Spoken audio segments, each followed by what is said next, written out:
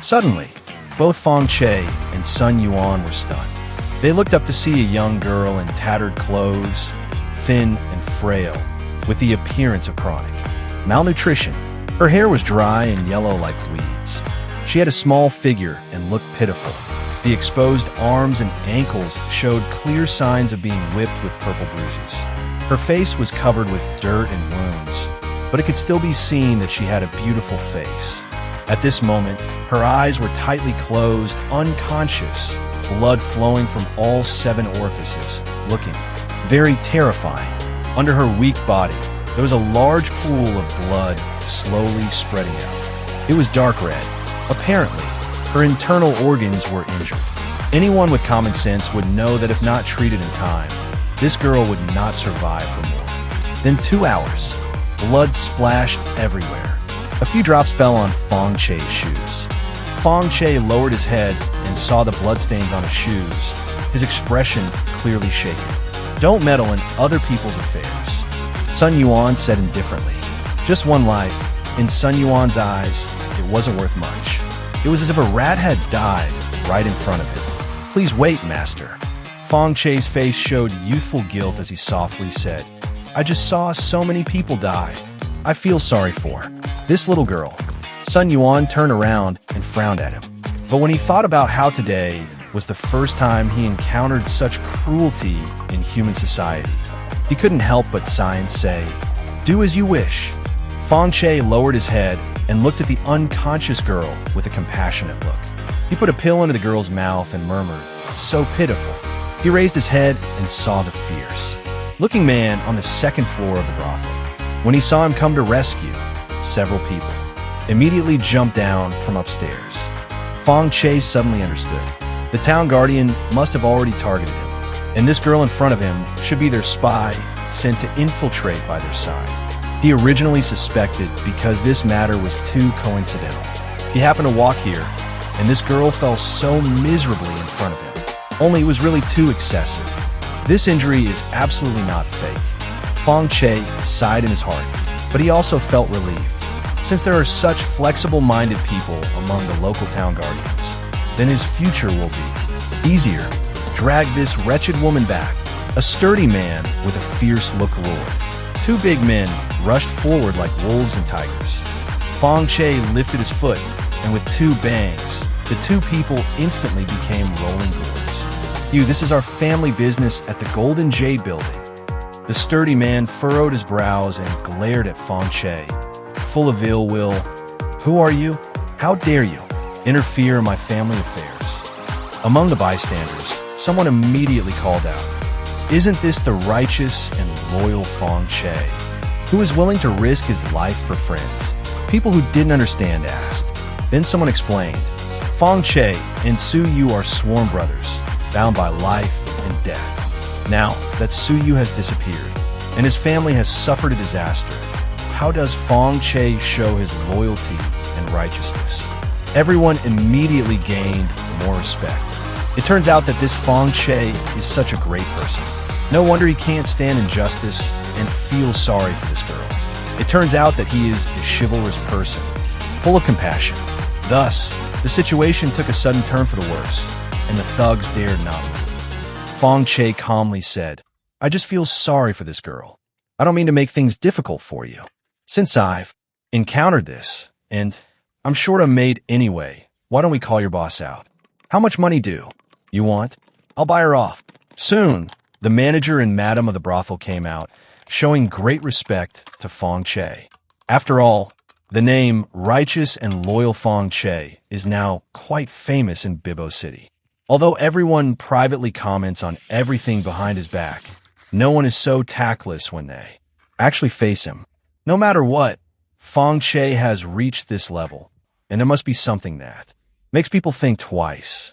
Fong Che kindly asked, "What's this girl's name? How old is she? How much do you want? Bring me her indenture contract. This girl's name is Arya. She doesn't have a real name. A few days ago, she fainted at the door and was taken in by me. She's 16 years old. I was planning to let this girl cough, but unexpectedly, this girl doesn't even remember our kindness for saving her life. Fong Che frowned and said coldly, "What kind of name is Arya? It sounds terrible. From now on, she's called Yi Ming." Yes, Mr. Fong. The name you gave is really nice. It's really her good fortune to meet Mr. Fong. Stop talking nonsense. How much money? Bring the indenture contract. This 1,000. The madam looked at Fong Che's gentle face, but his icy gaze made her feel cold inside. 1,000. Taels of silver seemed impossible to say. 300. Fong Che nodded. 1 tael of silver? All right. He took out 1 tael of broken silver and handed it over, saying, "Bring the indenture contract." "Mister, this. Fong Che's eyes turned cold. He slapped the madam's face. Before she fell, he grabbed her hair and pulled her back again. Another slap landed on the other cheek. Holding her hair, he asked gently, "Are you making fun of me? Did you just say 1 tael isn't enough?" The madam wanted to cry in frustration. When did I ever say 1 tael? Fong Che's face was indifferent, without any ripples in his heart. This girl must be arranged by the town guardian. And these people from the brothel are not the town guardian's people. The town guardian wouldn't leave such a loophole. And Fong Che never liked these people who run prostitution businesses and force women into prostitution. At this moment, he might as well take advantage of the situation. Another slap landed on the madam's face, and blood and teeth flew together, creating a scene of gore. "You, a mere brothel madam, dare to mock me, a gentleman." Fong Che raised his hand. The madam desperately shouted, No, it's wrong of me. It's 1 tael of silver, really 1 tael of silver. I'll go get the indenture contract right away, fast. Fast, bring the indenture contract." Slap. Fong Che slapped her on the other cheek again, and 6 more teeth flew out. He asked gently while holding her hair, "Wasn't I just being mocked before?" The madam's face swelled high, bleeding from all 7 orifices, and her hair was messy. The scene was bloody and gruesome, but none of the others in the brothel dared to move. With hundreds of lives lost in the Su family just recently, who dares to move? The manager of the brothel ran frantically waving the indenture contract. Mr. Fong, indenture contract is here." Fong Che hit the manager on the head and knocked him to the ground. "You stupid thing, didn't you? Explain yourself clearly? Whose indenture contract is this?" "Mine." No. It's Arya's indenture." Slap. Teeth flew out. "I told you it's Yi Ming. Yi Ming. Are you an idiot? It is Miss Yi Ming's indenture contract."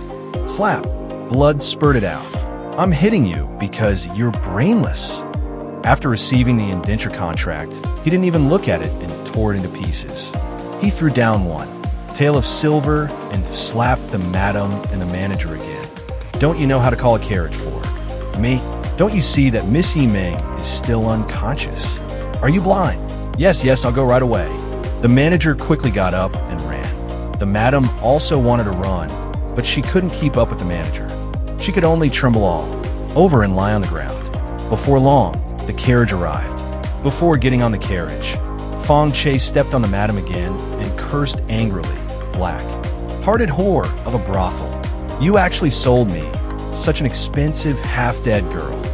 Heaven will punish you, you old pig dog." He kicked the madam 3 zhang away with 1 kick. "My clothes are all dirty now, truly unlucky. What a waste of my time."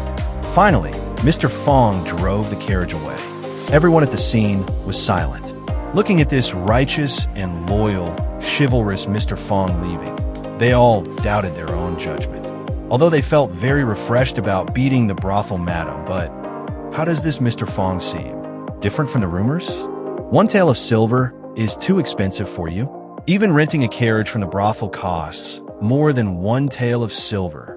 In Sun Yuan's view, the way Fong Che handled the situation today was truly the style of our heart. Teachings. If you want something, just grab it. What's the problem? It should be like this, bullying the weak, tyrannical, and domineering. It should be like this, regardless of others' feelings, only caring about your own desires being fulfilled. Fong Che, what you did today was excellent. Sun Yuan praised. Master, you still don't understand me. I was just venting my anger. Feng Che was very humble. The reason doesn't matter. What matters is the action. Sun Yuan laughed.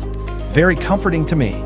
That's what a disciple should do. Sun Yuan asked, Are you really going to take this girl home? Feng Che replied, I don't have anyone to help me around, which is inconvenient. And this girl looks pretty good. Just now, I saw that she's quite a beauty. After she recovers, I'll raise her to be a concubine, which is also not bad. After all, having a beautiful woman by your side is nice. Feng Che smiled. Sun Yuan chuckled strangely. I didn't expect my disciple to finally understand. Very happy. It's true after all. Which wealthy young master doesn't love beauty? Yes, it's good. This mentality is definitely not the same as those town guardians. In the carriage, the unconscious girl's body trembled slightly, and her eyelashes fluttered.